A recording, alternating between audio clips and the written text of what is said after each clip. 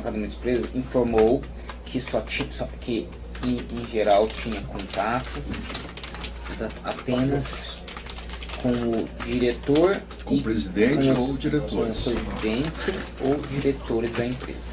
Isso. Não tendo contato com pessoas de menor escalão. Não. Nunca tive. Que com a Camargo Corrêa tinha contato com o Eduardo Leite e Dalton. Que com a OAS tinha contato com o Léo Pinheiro e a Genor Frank. Com a UTC tinha contato apenas com Ricardo Pessoa. Ricardo Pessoa. Que com a Odebrecht tinha contato Márcio Faria, Rogério Araújo. E o Marcelo Odebrecht? Conhecia ele, tive contato com ele, mas nunca tratamos de nenhum assunto diretamente com ele. Não. Eu conheço ele. Uhum. Eu fui do conselho da Braskem. A Braskem é uma empresa que é Petrobras, Camargo Corrêa, né? Petrobras e a Odebrecht. Ele era o presidente do conselho, eu fui vice-presidente do conselho de administração. Conheço ele. Mas nunca tratei de nenhum assunto desse com ele. Então não põe o nome dele aí porque ele não participava disso. Tá. Então não põe o nome dele aí porque ele não participava disso. Tá. Então não põe o nome dele aí porque ele não participava disso. Tá. Então não põe o nome dele aí porque ele não participava disso. Tá.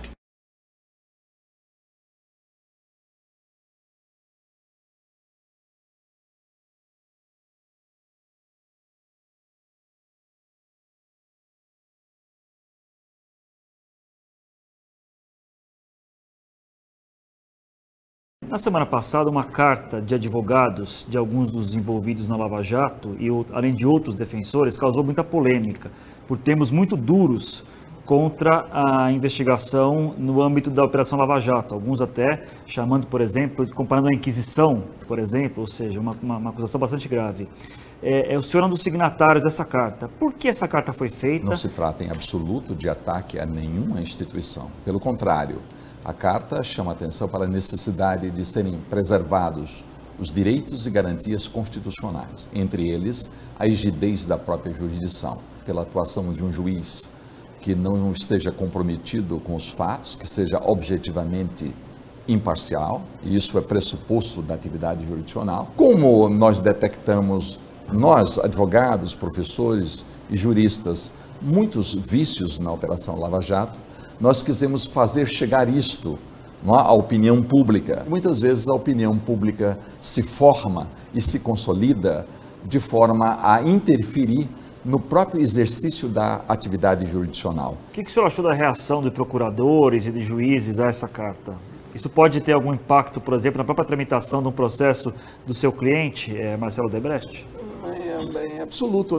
Eu estimo que nós estejamos num país democrático, em que não possam falar apenas os membros da Lava Jato, que, aliás, se utilizam concretamente de planos de mídia para formar a opinião pública no pressuposto, eu diria, na crença de que os acusados são culpados. O juiz Sérgio Moro se manifestou recentemente ao Supremo, dizendo que a defesa de Marcelo Odebrecht até hoje não explicou o significado de algumas expressões que foram encontradas e anotações feitas no aparelho celular do Marcelo.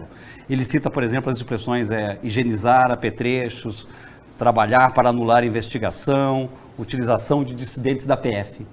O senhor pretende explicar o significado dessas expressões ou o senhor acha que isso não é relevante? Essa matéria foi objeto de explicações minuciosas, circunstanciadas de Marcelo Odebrecht no seu interrogatório perante o próprio juiz Moro. Portanto, me surpreende o fato de o juiz afirmar que ele e a defesa não teriam oferecido explicações para as anotações que ele fez para ele mesmo. Segundo dado, essa manifestação do juiz Moro, a que você se refere, ela foi produzida recentemente num habeas corpus em tramitação no Supremo Tribunal Federal, e num contexto em que o habeas corpus já estava pronto para julgamento. Essa intervenção é uma intervenção absolutamente fora de tempo, digamos assim, e bem revela que o eminente juiz Moro não está imbuído de completa isenção no que diz respeito ao processo de Marcelo Odebrecht. O juiz diz também que uma série de empresas da Odebrecht no exterior, empresas que seriam controladas pela Odebrecht, como a Smith Nash, a Arcadex, Hevensor, Golac, foram usadas para pagar, segundo documentos que foram enviados do Ministério Público da Suíça para o Brasil, 17 milhões e 600 mil dólares em propina. Dos 4 chamados núcleos que integrariam a Operação Lava Jato, núcleo público ou de agentes públicos, núcleo empresarial, núcleo financeiro e núcleo político, de todos esses 4 núcleos, todos os delatores ou não conhecem Marcelo Odebrecht ou afirmam peremptoriamente que Marcelo Odebrecht nada tem a ver com qualquer infração penal cometida no âmbito da Lava Jato. Como Marcelo teria que explicar alegadas contas no exterior, quando ele era presidente de uma holding de investimentos? Vale dizer, não é uma holding operacional. E, portanto, há muitos e muitos anos, há mais de 15 anos, ele não assina um cheque no âmbito das mais de 300 empresas autônomas que integram a Odebrecht, em 21 países. Muito menos teria ele condições de explicar a existência de contas no exterior. Sabe-se que a empresa opera no exterior, as empresas do Grupo Odebrecht, e, portanto, podem ter contas listas no exterior.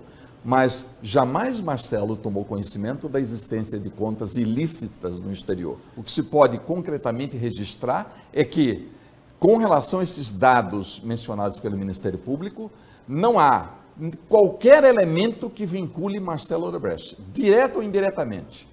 Só por descabida presunção de todo inaceitável em sede penal, se poderia querer vincular Marcelo a qualquer crime no âmbito da Operação Lava Jato. Uma avaliação do senhor mais geral sobre a delação premiada, que é essa marca registrada da Lava Jato. Ela veio para ficar? Ela está já se consolidando no marco jurídico brasileiro?